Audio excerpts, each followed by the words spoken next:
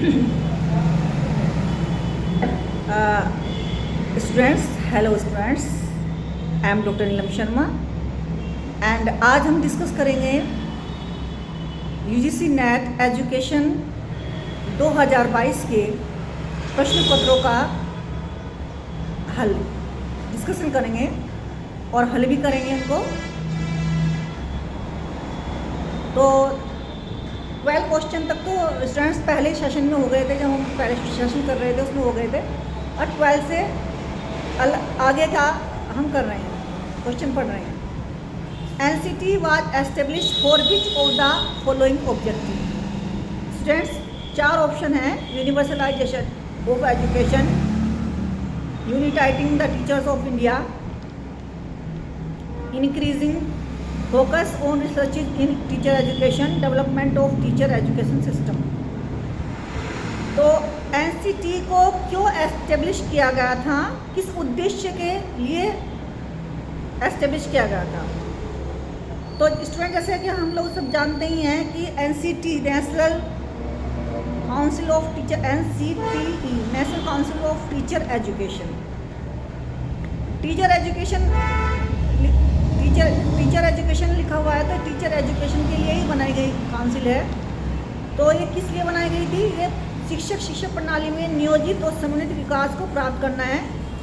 शिक्षक शिक्षा प्रणाली और से संबंधित मामलों में मानदंडों और मानकों का विनियमन और उचित रख रखाव है। एनसीटी में किन किन क्लासेस को इम्पोर्टेंस दी जाती है?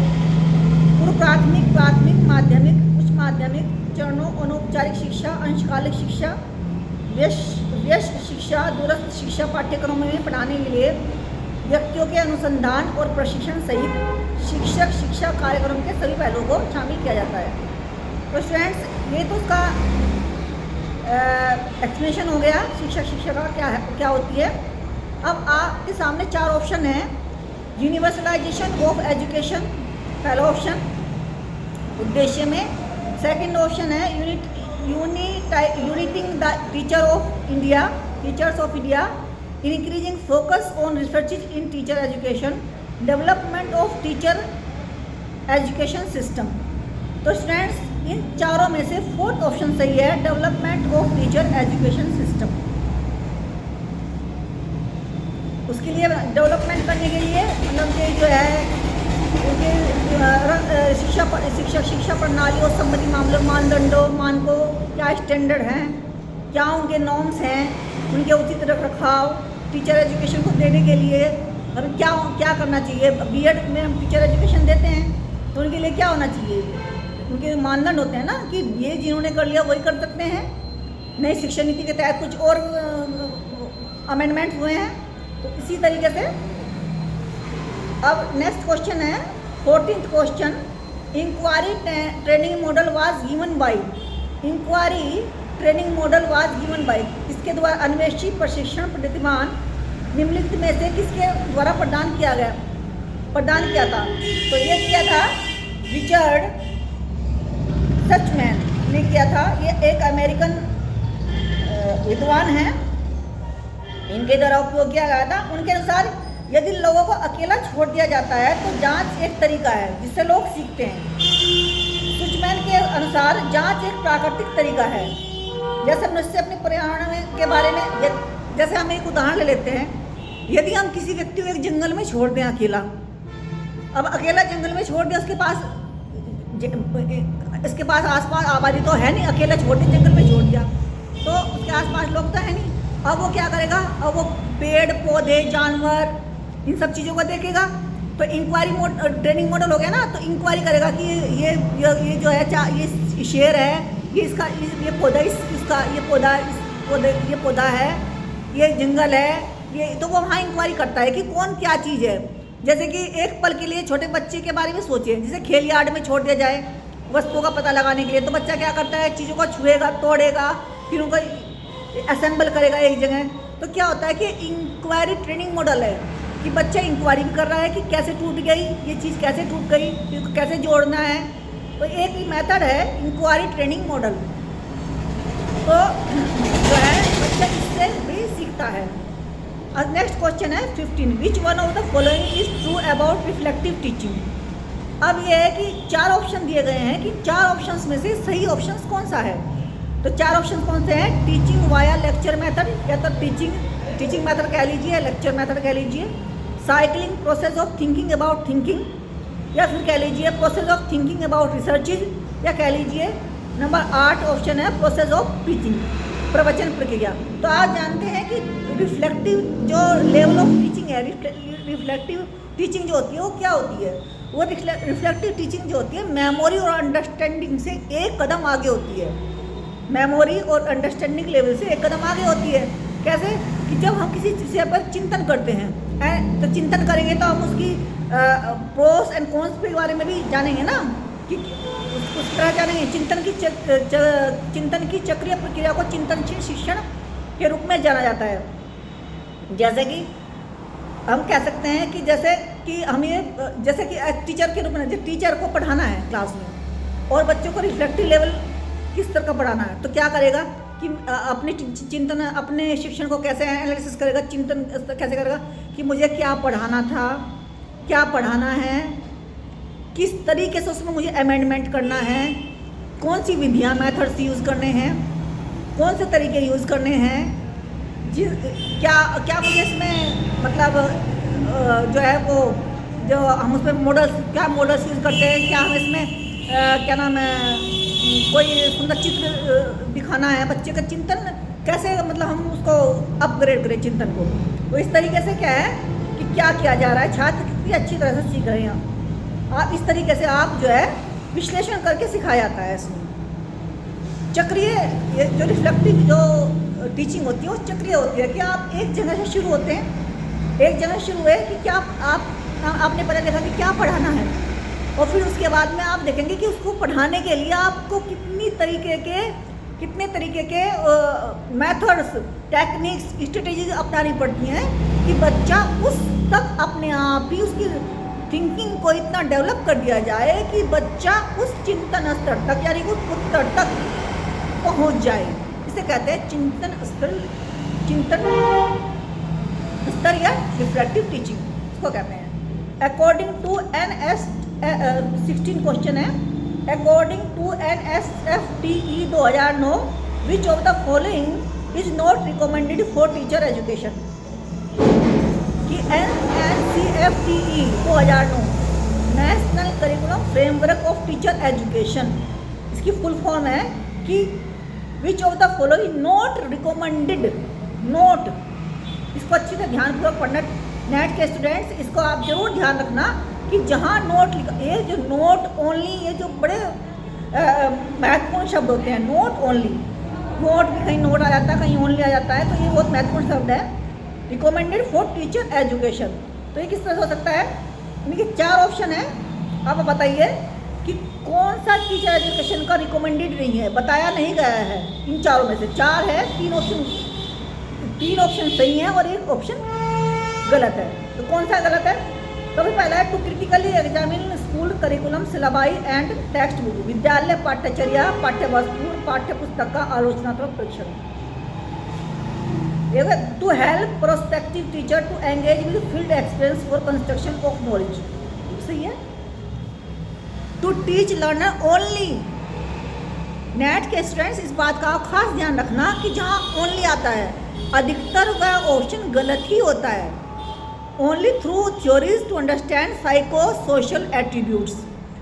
फोर्थ है to help teachers in developing consciousness and final human responsibility through self reflection, आत्मचिंतन द्वारा चेतना तथा सूक्ष्म मानवीय संवेदनाएं विकसित करने में शिक्षकों की मदद करना। ठीक है, तो ये भी सही है, आत्मचिंतन द्वारा चेतना सूक्ष्म मानवीय संवेदना विकसित करने में शिक्षकों की मदद करना। तो करिकुलम करता है ना, वो जो करिकुलम बनाया जाता है, कंटेंट जो होता है वो इस तरह से मदद करता है। तो 3 ऑप्शन सही है, 1 गलत है और 1 गलत जो है वो ये है, दोबारा से सुन लीजिए, थोड़ा क्वेश्चन डिफिकल्ट है। ऑप्शन नंबर सी गलत है। To teach learners only through theories to understand psycho social attributes, to teach learners only through theories के द्वारा थोड़ी बताया जाता है कि केवल थ्योरीज ही बताई जाती हैं। बहुत सारी चीज़ें होती हैं जो बताई जाती हैं, केवल थ्योरीज थोड़ी होती हैं, है ना। थ्योरी तो नहीं होती, सिद्धांत तो प्रैक्टिकल रूप में भी पढ़ाते हैं ना स्टूडेंट्स को। तो करिकुलम में प्रैक्टिकल भी होते हैं, एक्स्ट्रा करिकुलर एक्टिविटी भी होती है, विभिन्न चीज़ें होती हैं। केवल थ्योरी से तो बच्चों को नहीं पढ़ाते हैं, है ना। 17th क्वेश्चन है, which of the following is not a curriculum approach. Which of the following is not a curriculum approach, निम्नलिखित में से क्या पाठ्यचर्या दृष्टिकोण नहीं है। यानी कि बिहेवियरल मतलब क्या नहीं है। नोट के ऊपर विशेष ध्यान रखना है स्टूडेंट्स, ओनली और नोट। ये क्वेश्चन को स्टूडेंट्स को घुमा देते हैं, क्वेश्चन में आने के बाद स्टूडेंट्स को घुमा देते हैं, मैथ के स्टूडेंट्स को। तो which of the following is not a curriculum approach, तो क्या हुआ, इसके 4 ऑप्शन है, behavioural approach, managerial approach, reconceptualised approach, literature approach. तो इसमें से जो क्वेश्चन का आंसर है आप भी समझ गए होंगे कि बिहेवियरल अप्रोच क्या होती है। बिहेवियरल अप्रोच होती है ना, बच्चों का व्यवहार भी सुधारना होता है ना। टीचिंग क्या है, एजुकेशन क्या है, is the modification of learning of behaviour, है ना। मोडिफिकेशन ऑफ द बिहेवियर होती है ना, एजुकेशन क्या होती है, मोडिफिकेशन ऑफ बिहेवियर। और टीचिंग क्या होती है, teaching is a between a lower mature person, between a lower mature person and A more mature person, A interaction between A more mature person and A less mature person. Teaching ये होती है, education the motivation of behaviour. तो व्यवहारवादी दृष्टिकोण तो इसमें होना ही चाहिए। Managerial approach, प्रबंधकीय दृष्टिकोण, जब करिकुलम बनता है तो प्रबंध होता है ना, पहले भाई किस तरह करिकुलम को किस तरह से बांटते हैं। पहले इस तरह बांटते हैं ना कि भाई पहले तो हल्का, फिर उससे थोड़ा और हार्ड, फिर थोड़ा और हार्ड, फिर थोड़ा और हार्ड। तो इसका एक तरीका होता है ना, मैनेजमेंट होता है ना करिकुलम में भी। रिकॉन्सेप्चुअल एंड एप्रोप्रिएट, पूरा संकल्पनात्मक दृष्टिकोण, रिकॉन्सेप्चुअलिस्ट अप्रोच। रिकॉन्सेप्चुअल कि हर जो आपके पास शब्द है उसकी कॉन्सेप्ट कैसे क्लियर हो, ये कॉन्सेप्ट क्लियर के भी सारे कॉन्सेप्ट भी उसमें क्लियर होती हैं। करिकुलम जब बनाते हैं तो कॉन्सेप्ट भी क्लियर होती है, तो उन चीज़ों का भी ध्यान रखना पड़ता है। उससे अप्रोच को भी ध्यान में रखना पड़ता है कि बच्चे को कॉन्सेप्ट भी क्लियर होनी चाहिए इस करिकुलम में। अब लिटरेचर अप्रोच, ये कौन सी अप्रोच होती है भाई, लिटरेचर अप्रोच। तो ये करिकुलम में कोई अप्रोच नहीं होती। अब लिटरेचर जो होता है एक टीचिंग मेथड जरूर है, क्या है, शिक्षण पद्धति, टीचिंग मेथड जरूर है, शिक्षण पद्धति जरूर है। जैसे कि साहित्य लिटरेचर अप्रोच उसे कह सकते हैं कि जैसे कि हमें कोई सब्जेक्ट पढ़ना है, विज्ञान पढ़ाना है, गणित पढ़ाना है, या कुछ ऐसे सब्जेक्ट है जो थोड़े हार्ड है, तो उनको हम थोड़ा सा मनोरंजक रूप में थोड़ा सा उनको और मतलब पोइटिक एटीट्यूड देकर, पोइटिक तरीका देकर के हम उन्हें और अच्छा सा बना सकते हैं, अच्छा सा बना सकते हैं। पोइटिक जैसे कि कुछ पंक्तियाँ बता दी, कुछ भी ऐसे कोई हार्ड सब्जेक्ट है उसे ईजी करने के लिए, थोड़ा सा नॉर्मलाइज करने के लिए हम उसमें 2-4 पोएम्स की लाइनें डाल देते हैं, कोट इस तरीके से लिटरेचर का हम यूज़ करते हैं करिकुलम में। लेकिन लिटरेचर अप्रोच नहीं होती है, ठीक है स्टूडेंट, समझे। अब आ गया आपका 18th question, according to the non technical and और या non scientific approach the process of curriculum development is. कहने का मतलब यह है कि ये पूछना चाह रहे हैं इस प्रश्न में कि गैर तकनीकी, गैर वैज्ञानिक दृष्टिकोण से पाठ्यचर्या विकास की प्रक्रिया कौन सी प्रक्रिया है जो गैर तकनीकी भी है और गैर वैज्ञानिक भी है। अधिकतर क्या होता है, हमारी जितनी टेक्निक्स होती हैं वो वैज्ञानिक होती हैं। क्या होती हैं, जो हमारा दृष्टिकोण होता है वैज्ञानिक होता है, और टेक्निकल कहते हैं टेक्निकल अप्रोच, साइंटिफिक अप्रोच, तो ये होती है ना हमारी। लेकिन कुछ चीज़ ऐसी भी है जो हमें अनुभव के आधार पर ज्ञान प्राप्त हो जाता है। अनुभव के आधार पर हम ज्ञान प्राप्त करते हैं ना। किसी के कोई चीज़ ऐसी होती है कि हम दूसरा कोई बताएगा तो उसको हम अनुभव तो नहीं कर सकते, है ना। जो चीज़ कुछ ज्ञान ऐसे है जिन्हें हम जब अनुभव करते हैं तभी हमें ज्ञान वो प्राप्त होता है। उसको क्या कहा जाता है, ह्यूरिस्टिक अप्रोच। तो स्टूडेंट 4 ऑप्शन है इसमें, highly objective, universal, logical, heuristic. तो इनमें से सही ऑप्शन कौन सा है, ह्यूरिस्टिक, जो ना तो टेक्नोलॉजी ना तो टेक्निकल है और ना ही साइंटिफिक है। अनुभव कैसे कि अधिकांश अनुभव आश्रित तरीकों में पूर्व अनुभव के आधार पर निर्णय लेने के लिए मानसिक शॉर्टकट का उपयोग करना शामिल होता है। जैसे हमें पता लग गया ना जैसे हमें इस बात का पता लग जाता है कि भाई ये करने से, जैसे बच्चे का ही समझ लीजिए, छोटे बच्चे का ही, कि बच्चा आग के सामने खड़ा हुआ है, आग के सामने है, और उसने उस आग में हाथ लगा दिया, तो पूर्व अनुभव के आधार पर उसने सीख लिया, दोबारा हाथ नहीं लगाएगा बच्चा। एक बार आग में हाथ डाल दिया, हाथ जला तो दर्द हुआ ना, दोबारा से वो फिर उसमें हाथ नहीं डालेगा। तो उसे पूर्व अनुभव हुआ कि ऐसा करने से हमें दर्द होता है, परेशानी होती है, या हम जल जाते हैं, तो वो ऐसा नहीं करेगा। फिर 19th क्वेश्चन है, which of the following is not a suitable option when curriculum is viewed as non technical non scientific approach. इसमें आ गया नोट। मैंने कहा था ना कि नोट को बहुत ध्यान से पढ़ना है स्टूडेंट्स, कि which of the following is not a suitable option when curriculum is viewed as non technical non scientific approach. जब पाठ्यचर्या को एक गैर तकनीकी और गैर वैज्ञानिक दृष्टिकोण से देखा जाता है, तो निम्नलिखित में से कौन उचित विकल्प नहीं है? कौन सा उचित विकल्प नहीं होगा? अब देखिए, पहले क्वेश्चन से जुड़ा हुआ ये क्वेश्चन है, टेक्निकल वाले से जुड़ा हुआ क्वेश्चन है ना।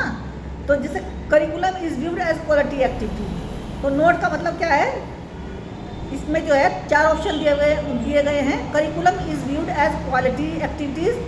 सेकंड है, curriculum is viewed as the delivery of mapped out content and experience. Curriculum is viewed as conversation. Curriculum is viewed as an emerging phenomenon with which human interact।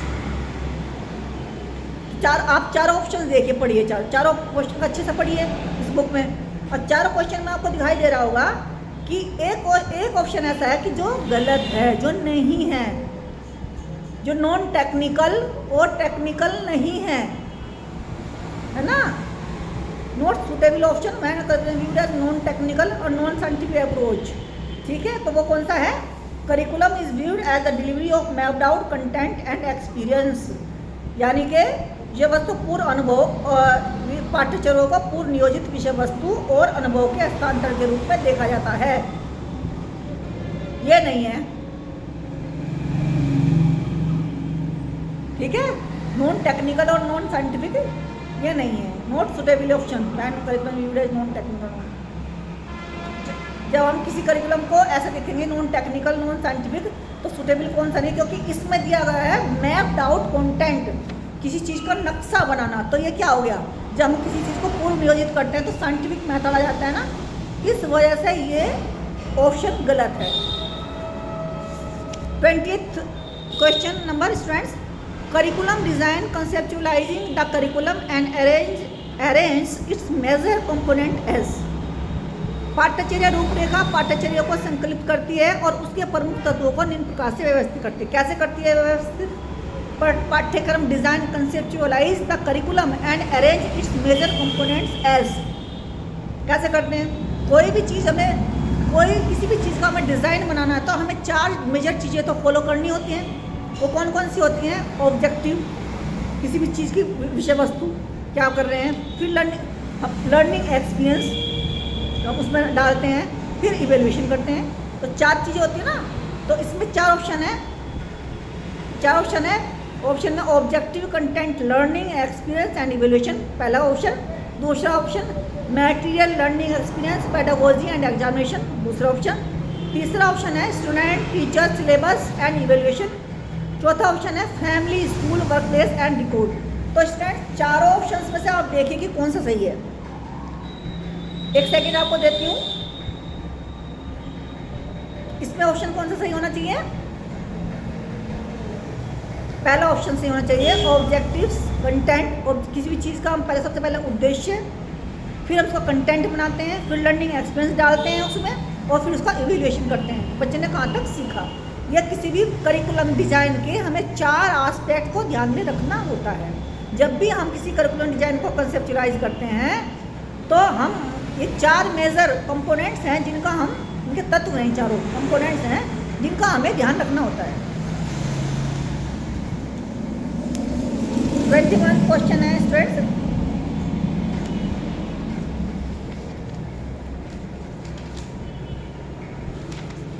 तो students 21 को हम next session में लेंगे। फ़िलहाल इतना ही। तो students, आज का सेशन आपको कैसा लगा, आज की वीडियो आपको कैसी लगी? स्टूडेंट्स, अब मुझे कमेंट करके बताइए कमेंट बॉक्स में। और अगर वीडियो अच्छी लगी हो तो शेयर कीजिए और लाइक कीजिए और सब्सक्राइब कीजिए। Thank you, bye bye.